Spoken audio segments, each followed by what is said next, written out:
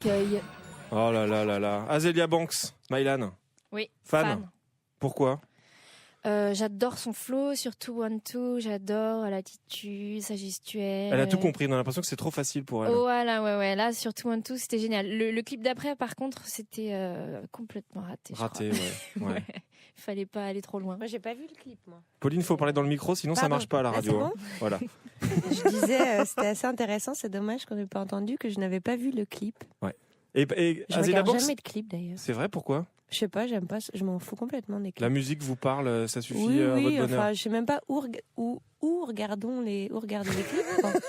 Dailymotion, YouTube, Dailymotion. j'en cite 2 pour la concurrence. MTV. MC. mais il faut avoir Est-ce la que ça télé. existe Non, encore mais MC? Ah, il faut avoir ah la oui. télé. c'est Est-ce que vrai. vous avez la J'ai télé? la télé, mais Ah bon. je la regarde pas tellement et je sais pas, je vois pas de clip à la télé, il y a pas de clip. Si, c'est tard le il y en soir. a, Ça mais se sur passe des où chaînes.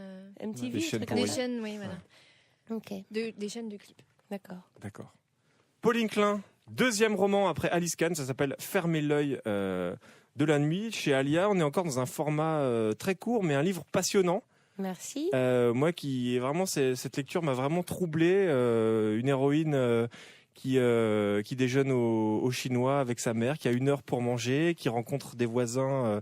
Donc Claude Titien et Diane Todt, Claude est artiste. Et Diane a été rencontrée à Pôle Emploi. Il est artiste. Il utilise de la chair, La viande. un petit peu plus même. Cette fille, donc cette narratrice, part à la recherche de son frère qui est emprisonné, lui, à Lyon. C'est une histoire assez troublante. Est-ce qu'on peut dire que c'est une quête? Est-ce que c'est un roman à clé? Est-ce que c'est une enquête? Est-ce que c'est un cheminement? Comment vous le définiriez? Oui, c'est vrai, ça fait un peu enquête. Moi, je trouvais récemment, là, depuis peu, enfin, je ne trouvais pas ça avant de l'écrire, que ça faisait un peu comme une espèce d'enquête policière, mais subjective sur soi-même. C'est une espèce de journal intime d'une narratrice qui se cherche, qui n'a, à mon avis, aucune conscience de ce qui se passe dans le monde et qui n'est que dans un journal intime, pas du tout dans un... C'est vrai qu'on a le sentiment que la vie n'existe pas autour d'elle. Non, je pense À qu'elle part au chinois, je pense que le s'informe, chinois, c'est oui. le seul moment où elle est un petit peu dans le C'est réel. son voyage le plus loin, oui. Sinon, elle est chez elle, elle est en elle-même, elle est dans son intimité et c'est de son œil que je parle. Enfin, c'est de son regard que je parle c'est de son regard que je parle dans le livre. Donc, Et qu'est-ce que vous dites? c'est qu'est-ce que je dis. Voilà. Mais il y avait déjà un peu ça dans Alice Kahn. On avait le sentiment, on sentait peut-être un petit peu plus le monde, mais il y avait déjà des romans très intérieurs. On effleurait des zones assez intérieures. Vous aimez ça? Je sais pas si j'aime ça. Pour Alice Kahn, j'avais pas tellement le choix. J'ai écrit le livre et puis je l'ai lu après. Je me suis rendu compte que c'était, oui, une fille assez emprisonnée dans son intérieur. Là, je trouve que c'est un peu le contraire, et dans le sens où moi je l'ai écrit en inventant de nouveaux personnages, enfin d'autres personnages. Dans Alice Kahn, il y avait quand même qu'une seule fille toute seule. Mais là, c'est pareil. On se demande presque si les personnages existent et si elle n'est pas toute seule en train de se les inventer. Il y a un petit côté effectivement un peu surréaliste. On a l'impression que elle s'invente un peu des amis imaginaires. On ne sait pas vraiment. La pauvre. On sait pas vraiment si tout est vrai. Elle fait des pas de côté en permanence. Ouais. On a l'impression, on est un petit peu dans Fille perdue cheveux gras, mais dans Fille intelligente perdue cheveux gras. Elle est quand même très lucide sur ce qui se passe. Je pense qu'elle est très propre par contre. C'est vrai, très propre. Elle est non, j'en sais rien. Non, je sais pas. J'ai pas. Non, mais elle a une lucidité sur le monde qui est assez effrayante, moi je trouve parfois. Je sais pas si c'est effrayant, mais en tout cas ça lui permet de faire des pas de côté par rapport au langage, par rapport aux normes, par rapport à l'amour, au couple, à ce qui est à ce qui est évalué par le monde comme étant la norme. Ouais. Nicolas Guionnet. Quand vous dites pas de côté, moi ça me fait un peu penser à l'an 01. Je sais pas si vous pensiez à ça en écrivant. Non, c'est une bande dessinée et un film. Non, mais justement, ou sur des situations. Que c'est l'an 01 pour ceux qui connaissent pas. L'an 01, qu'est-ce que c'est, Nicolas Guionnet? C'est aussi un film avec Gérard Depardieu. C'est l'histoire, en fait, on arrête tout et on recommence. On arrête tout, les usines, on sort. Obélix. Oui, mais plus jeune, c'est un film des années, c'est un film 68 art en fait, et ils arrêtent tout. Par exemple, quelqu'un croise une autre personne dans la rue, il lui dit comment tu t'appelles? Je m'appelle Jacqueline, moi je suis François. Ah bah tiens, ils changeons nos identités et à chaque fois ils font un pas de côté. Voilà. C'est pour ça que ça m'a. Non, mais c'est pour ça que ça m'y a fait penser mais il parce faut que. un pas de côté physiquement ou Alors, après c'est une image, le pas de côté, c'est-à-dire que il le représente au début du film comme je rentre chez moi.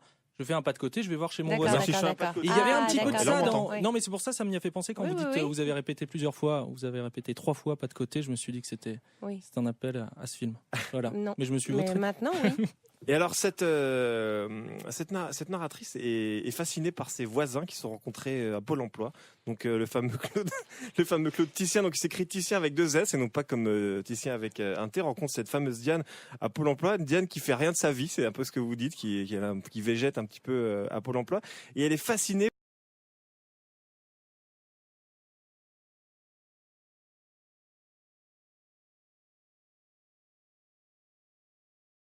par la vie de ses voisins. Elle est dans le stalking. Elle regarde sur Internet, sur Facebook. Elle suit toute leur l'évolution, toute leur vie. Et ça, quand on parlait de ce côté enquête, justement, il y a un côté assez fascinant. On a l'impression, enfin, on l'imagine en train de mater, en train de regarder tout ce qui se passe. Elle est obsédée par ses voisins, un nouvel appartement. Et comment vous êtes amusé à écrire ces passages?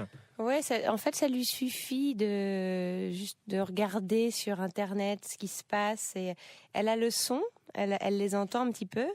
Elle les croise dans l'escalier. Elle a son Judas, qui est une espèce de petite scène de théâtre où les personnages, donc qui sont ses voisins, passent un peu quand ils veulent, évidemment. Et ensuite, ils ont des bébés, donc elle entend les bébés. Et puis, elle s'invente cette histoire autour des sons, du Judas, qu'elle appelle ensuite l'œil de bœuf, un peu en référence à ce que Titien fait dans son art, dans son travail d'artiste.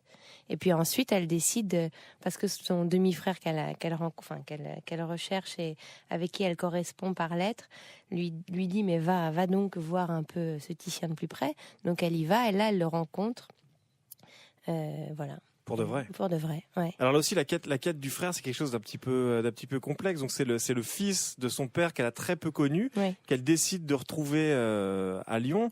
Ils ont des échanges par. Enfin, elle va pas à Lyon. Enfin, elle va pas à Lyon. Enfin, ils s'envoient des lettres là. Le commissariat leur trouve. Ils s'envoient des lettres. Il y a une correspondance.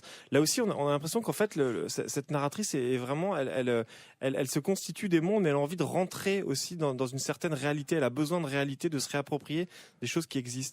Mais tout ça depuis chez elle quand même, ça reste très, elle reste très autonome et très seule dans ses recherches. Elle parle en effet à la mairie à Lyon.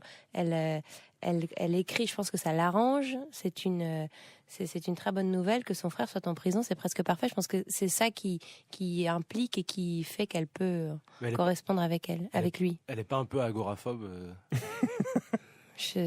Oui. Dans un sens. Le fait de rester comme ça en retrait par rapport au monde réel. Je sais pas si elle est agoraphobe. Je pense qu'elle est. Non, je pense qu'elle. Je sais pas. Agoraphobe, c'est une peur physique. Je sais pas si elle a une peur physique des gens. Je pense qu'elle est curieuse, très curieuse. Misanthrope plutôt, non? Ou c'est pas le mot je misanthrope? pense que c'est plutôt ça. Ouais. C'est plus un truc de misanthropie ou de. Oui, en tout cas, c'est vrai qu'elle sort pas beaucoup. Mais moi, ce qui m'intéressait, c'est qu'on pouvait écrire des choses à partir de ce vide-là. Enfin, moi, j'ai eu l'impression que je pouvais faire à cette narratrice des tas de choses sans qu'il y ait forcément de contact avec les autres, sans qu'il y ait forcément... c'est pas une grande épopée, hein, c'est un petit livre avec... Donc, je parle plutôt d'interprétation, de comment notre œil est une prison, de comment on ne fait que voir le monde à travers ce qu'on est, et nos yeux, et nos 2 yeux, ou un seul si on n'en a qu'un, mais ou pas d'œil du tout. Mais en tout cas, on ne peut voir le monde qu'à travers ça. Et ce qui m'intéressait, c'est d'écrire cette prison-là. Comment on est enfermé. Alors qu'aujourd'hui, il y a une espèce de course à l'universalité. On fait des débats, il faut être objectif, il faut trancher, il faut avoir des idées. Il faut avoir un avis sur tout. Il faut avoir un avis absolument sur tout. Là, c'est quelqu'un qui n'a pas d'avis, qui a juste des interprétations hyper subjectives. Et voilà, excusez-moi. Non, pas du tout, Pauline. Pauline, qui dit prison, dit hip-hop.